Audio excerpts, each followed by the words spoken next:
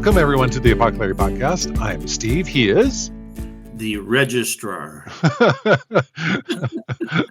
As he stands with his hands on his hips, with a cape flowing in the background. And I was going to say, hear me roar. That's right. That's right. Get out of my way or I'll kick you out of all your classes. I won't sign your diploma. No, you don't deserve it, probably. Anyway, you peons. My friend, I think I'm in the right chapter even. You are totally in the right chapter. We're talking about one of my favorite people. Right. We're talking about 1 Samuel 25, and this is Abigail. It's the story of Abigail. Oh, why is Abigail your favorite? I just really like her. She's my kind of woman. Huh. All right. Anything else you want to say? Well, she's smart. Yes. And she's industrious, and she's beautiful. Okay, so she's a Proverbs 31 woman well before it was written.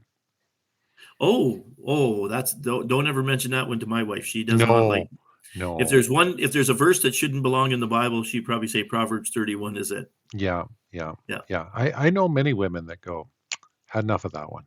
I do not like that woman. Yeah. No. But remember, she had all kinds of servants. Yeah, that's right. That's right. Oh, sure, I get up early. Hey, you, do this for me. Hey, you, do that for me. And draw me a bath while you're there, too, you morons. So. Okay, well, let's remember the old thing, and she does it all on one Geritol. I don't know. You're probably too young to remember Geritol. I'm too young. I do remember the commercials for it, but I was awfully young. Yeah. I think they were iron pills or something. They gave you energy through the day. Yeah. All right, here we go, folks. 1 Samuel 25. Now Samuel died, and all Israel assembled and mourned for him. And they buried him at his home in Ramah. Then David moved down into the desert of Paran. That's interesting. In the version I read, it had a different name for the desert, but it's all the same place. So. Yeah. So Samuel's dead. That's a very important piece. Yeah, there's one thing you must remember, right? Mr. Marley's been dead these 7 years. Yes, and Saul needed to remember that Samuel was dead too. Yeah, he forgot, didn't he? Yeah. Not in this chapter. Though. Oh, well. Okay, verse 2. A certain man in Maon, who had his property there at Carmel, was very wealthy. He had 1,000 goats and 3,000 sheep, which he was shearing in Carmel. His name was Nabal, and his wife's name was Abigail. She was intelligent and beautiful. She was an intelligent and beautiful woman, but her husband was surly and mean in all his dealings. He was a Calebite. Yes, and being a Calebite isn't what made him surly and mean, by the way. It wasn't like he came from a family of jerks. He just happened to be a jerk. Caleb actually is my father-in-law's favorite guy in the whole Bible. Mm-hmm. Yeah, because he asks for a certain place, and then he gives it over to be a city of refuge. Where, remember, they had cities of refuge? They were places, if you were accused of a crime, and they were going to get you, if you could get to these cities of refuge, you could stay there while the law carefully took care of your stuff, so that the village didn't just kill you. Right. Yeah. So they were very, very important cities. Now, Caleb, we're not quite sure. There's in one place he's called a Kenizzite, or which could also be a Kenite. And in another place he's called that he's from Judah, that he's from the tribe of Judah, and that we don't really know.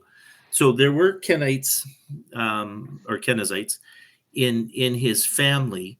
When you remember Moses, when he got married to that Kenite. Right. His father-in-law was a Kenite, which were they workers of metal or something? And so maybe they got tied in to Judah through that. And some say, well, it might just be the name of one of his ancestors, and so then he was called a Kenizzite, even though he's from Judah. But they really don't know. But probably he's from Judah is okay to say at this point. Okay. Yeah, just one of those weird little things where in Scripture where the names you're just not sure what's going on. Yeah. Okay. Verse 4. While David was in the wilderness, he heard that Nabal was shearing sheep. So he sent tongue. What? Tons of young men. I'm trying to marry 10 and young together, and I got with tongue. Uh, so he sent 10 young men and said to them, Go up to Nabal at Carmel and greet him in my name. Say to him, Long life to you, good health to you and your household, good health to you, and good health to all that is yours.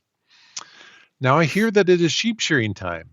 When your shepherds were with us, we did not mistreat them, and the whole time they were at Carmel, nothing of theirs was missing. Ask your servants, and they will tell you. Therefore, be favorable toward my men, since we have come at a festive time.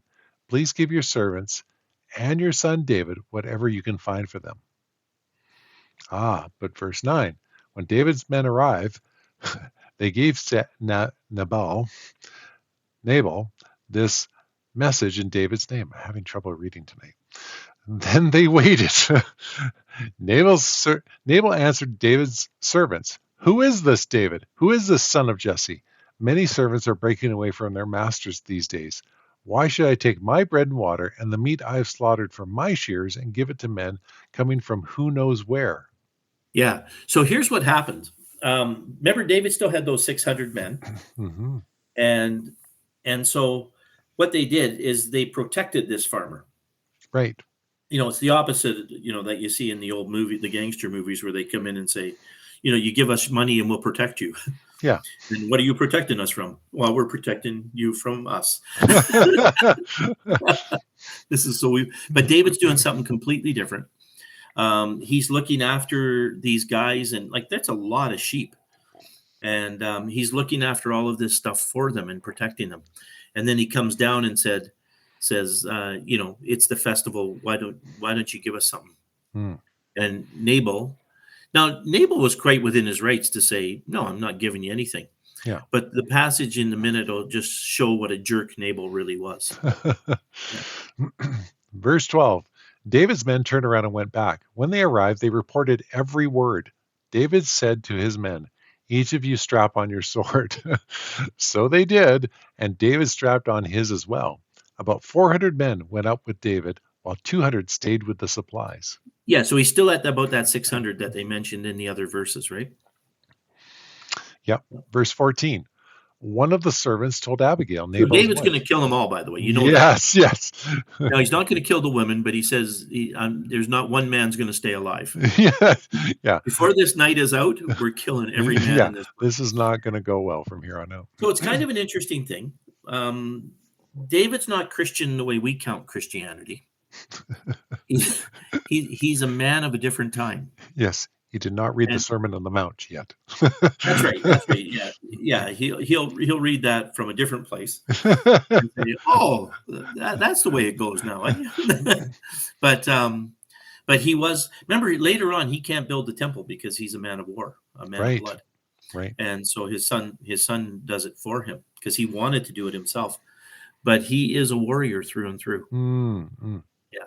So you did this to us, you've offended us, so now we're just going to kill you all. Quite comfortable with it, actually.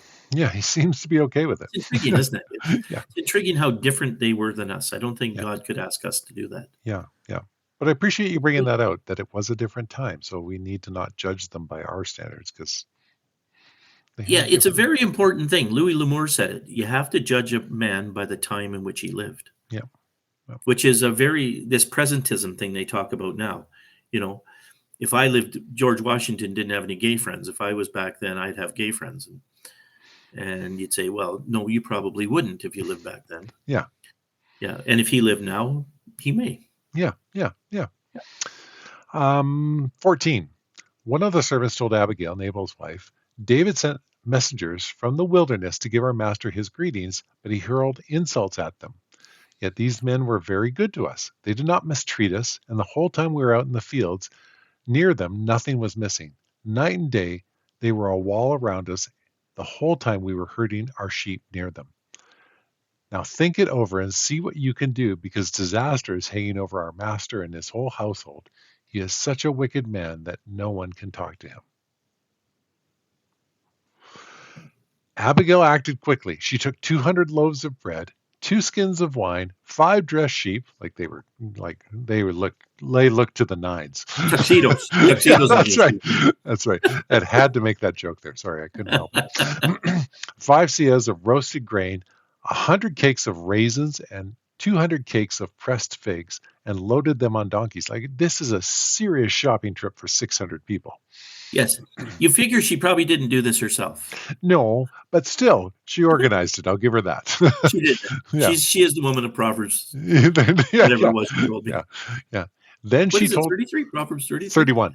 31. Yeah. Uh, then she told her servants, "Go on ahead, I'll follow you." But she did not tell her husband Nabal. As she came riding her donkey into a mountain ravine, there were David and his men descending towards her, and she met him. Just said David, and David had just said, "It's been useless, all my watching over this fellow's property in the wilderness, so that nothing of his was missing. He has paid me back evil for good. May God deal with David, be it ever so severely, if by morning I leave alive one male of all who belong to him." There. That's the David we were talking about. Yeah. So he has got his 400 guys, and these are seasoned soldiers by now. Yeah. And they are going to, kill all these guys who are not seasoned soldiers. Yeah. So it's going to be a fairly easy route for him. Yeah. Yeah. When Abigail saw David, she quickly got off her donkey and bowed before David with her face to the ground. She fell at his feet and said, "Pardon your servant, my lord, and let me speak to you. Hear what your servant has to say. Please pay no attention, my lord, to that wicked man Nabal. He is just like his name means. His name means fool, and folly goes with him." No wonder he was so grumpy. Yeah. I mean, you raised your whole life with your dad called you a fool, I'm actually going to name you fool. Yeah. Yes. I am a self-fulfilling prophecy. Look at me go. Yes. And as for me, your servant, I did not see the men my Lord sent. Now, my Lord, as surely as the Lord your God lives and as you live, since the Lord has kept you from bloodshed and from avenging yourself with your own hands, may your enemies and all who are intent on harming my Lord be like Nabal. Let this gift, which your servant has brought to my Lord, be given to the men who follow you. Nice, eh? Very wise. Please forgive your servant. This is verse 28. Please forgive your servant's presumption. The Lord your God will certainly make a lasting dynasty for my Lord, because you fight the Lord's battles, and no wrongdoing will be found in you as long as you live. Even though someone is pursuing you to take your life, the life of my Lord will be bound securely in the bundle of the living by the Lord your God. My gosh, I'm having trouble reading. By the lives of your enemies, he will hurl away as from a pocket of a sling. When the Lord has fulfilled my Lord in every good thing he promised concerning him and has appointed him ruler over Israel, my Lord will not have on his conscience the staggering burden, wow, she laid it on, of needless bloodshed or of having avenged himself. And when the Lord your God has brought my Lord success, remember your servant. Yeah. And so everybody must know by now that David has been promised to be the next king, because it's coming up in all these chapters now. Right. Different people from different places are saying, when you become king, when you get what God has brought to you. And but yeah, she's very bright. I like that she says that you won't have this needless bloodshed on your mind. Yeah. Right. And David bites. He accepts it. Yeah. Because you got to figure he was pretty angry. So for her to just come with this stuff might not have been enough to appease him. Right. Like, it's not like, oh, I guess that's okay. Oh, no, Nabal and all of the men still need to die. Yeah. Yeah. I really see. And she's kind of worked him to let it go. Yeah. Yeah. And also played upon his role as the coming king and who he serves as his God too, right? She brought both those in. Yeah, she brings up the whole thing, eh? Yeah, interesting. Yeah, very, very wise. Yeah. And appeals to his honor. Yeah. Yeah. Huh. Yeah. Oh, interesting. Especially in a shame-based culture too, is that she gets away with this. Yeah. Yeah. Okay. We won't say it's because she's beautiful, though. That's No, he's not that shallow. Yeah. Yeah, he is actually. Depends what roof you're on, I guess. Yes. We're Verse. all pretty shallow, Yeah, Steve. yeah, yeah. Verse I 32. mean, deep down, we're Deep, shallow. yeah. Not us, but other people like us are Other, shallow. other guys. Verse 32. David said to Abigail, "Praise be to the Lord, the God of Israel, who has sent you today to meet me. May you be blessed for your good judgment and for keeping me from bloodshed this day and from avenging myself with my own hands. Otherwise, as surely as the Lord, the God of Israel lives, who has kept me from harming you, if you had not come quickly to meet me, not one male belonging to Nabal would have been left alive by daybreak." Mhm. David accepted from her hand what she had brought him and said, "Go home in peace. I have heard your words and granted your request." Interesting, eh? Yeah, It's an interesting thing to say. I have granted your request. You know, it's a kingly thing to do. yeah, yeah. Yeah. It's him growing into the role, right? Ah, yes. Interesting. Yeah. Um, when Abigail went to Nabal, he was in the house holding a banquet like that of a king. He was in high spirits and very drunk. She told him nothing until daybreak. Then in the morning, when Nabal was sober, oh gee, sorry. When Nabal was sober, his wife told him all these things, and his heart failed him, and he became like a stone. About 10 days later, the Lord struck Nabal, and he died. Yeah, and I don't understand exactly what that means. Like I would have said heart attack. But 10 days later he died, became like a stone. There's a guy that I read about once that goes through these old things and figures out what they had. I'd Hmm. like to see. I'd like to have read what he said about Saul. You Mm-hmm. know, was he manic depressive? Was he split personality? What was it about him? And about this death of Nabob, like or Nabob. No Yeah. more coffee for you. Yeah. The death of Nabal. Yeah. That the way he died. Hmm. But obviously, his death was the judgment of God. Yeah. Yeah. Yeah. Um, verse 39. When David heard that Nabal was dead, he said, "Praise be to the Lord, who has upheld my cause against Nabal for treating me with contempt. He has kept his servant from doing wrong and has brought Nabal's wrongdoing down on his own head." Nice, Then, eh? yeah, Yeah, yeah, yeah, yeah. So God's done it. David yeah, acknowledges this was God, yeah, which you and I can do. When stuff happens around us, I remember thinking this one time. Like when we pray for someone to be healed and they're healed, there's a lot of different reasons they might get healed. But I choose to believe that it's God who does it. yeah, That either God sped the healing in them, God gave the doctors wisdom, God, that it yeah, was God's doing. yeah, yeah, Yeah. And that's what David figured. It's God's doing. yeah, yeah. Uh, then David sent word to Abigail. We're about halfway through verse 39 here. David sent word to Abigail, asking her to become his wife. His servants went to Carmel and said to Abigail, "David has sent us to you to take you to be his wife." She bowed down with her face to the ground and said, "I am your servant and ready to serve you and wash the feet of my Lord's servants." Abigail quickly got on a donkey and attended by her 5 female servants, went with David's messengers and became his wife. David also married, oh, I can't even begin to think of how to say that, Anonom? I'm lost. I don't see it. 43. 43. David also married Ahinoam. Ahinoam of Jezreel. It's like the song, Ahinoam, Ahinoam. In the Oh, wow. I'm almost there. I was almost ready to sing it. Um, and they were both his wives.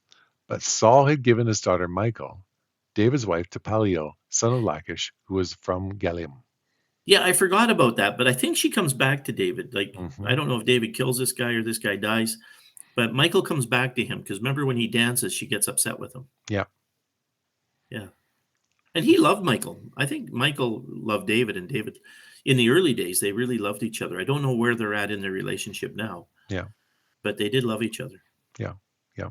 And again, it's a different time. So, not that Abigail's going, "What? I did all this for you. Now you go and marry this. Oh my Well, he gosh. married the other woman. Like she just came in with a bunch at that Yeah. time. Yeah. Yeah. Yeah. It's just one sentence later. That clearly has got to be seconds after, right? No, Yeah.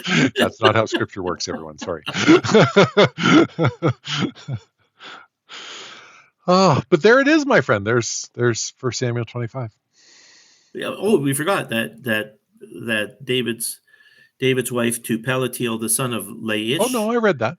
who was from Gallim, Yeah. which is No, right out of the Lord of the Rings, right? yeah. That's That's Gallim. right. God. My precious. So yeah. Anyway, it's really a great story, and it still shows David still in his Robin Hood stage. Hmm. He hasn't gone any further. He hasn't become king, but Samuel's dead now. So things are changing. And Samuel is the last, he's not the last prophet, but he's the last person to fulfill that role of prophet, priest, almost king, right? In Yeah. Israel. Yeah. And our prophets now are a different sort of guy than Samuel was going forward. So that in a sense, it's the end of an era. Right. Yeah. And so, yeah, there we go. And David, brings on a couple more wives, which again, he was a man of his time. Yep. And that was the time. Yep. Yeah. Yeah. It's interesting, isn't it? It is. It's very different than 2025 in Canada. Yes. Yeah. But what? Yeah. It's a fact. Like I can see why you say she's one of your favorites, just because of her wisdom and how she dealt with David. Yeah. And how she was still decent to her husband. It doesn't say she laughed in his face when he died, but I think she was glad that bit of her life was over. Yeah. And you have no idea how old she is. Like I always picture like late 30s, early 40s. Yeah. But I have no idea. Yeah. She could be 50, she could be 60, who knows? Yeah. So, but anyway, Nabal was an idiot, and God had blessed him for many years. And it's good to remember, a lot of rich people are just idiots. Yeah. Wealth does not follow wisdom. No, it doesn't. It doesn't at all. It follows. Well, some people are smart in the way they get rich. Sure. And they deserve every penny. Yep. So, but other people just fall into it, fall backwards into money. Thank you for this, my friend. I'd rather be lucky. Yeah. Hard work gets you a lot of things. I'd rather just be lucky. Yeah, that's right. That's right. Actually, I thought that lucky is a lot less work. Thank you for this, my friend. That was fantastic. Folks, so enjoyed doing this for you. Thank you so much for listening. Larry and I so much appreciate it. Again, we'd do this if no one listened, but we're glad that you do. So, and we'll be back next week after our little sojourn from last, I took a week off and we're back at it. So we'll be back at it for the foreseeable future until we hit Christmas, and then that goes away again. So, all right. So until next time, I was Steve, he was Larry, and this was the Apoco-Larry podcast.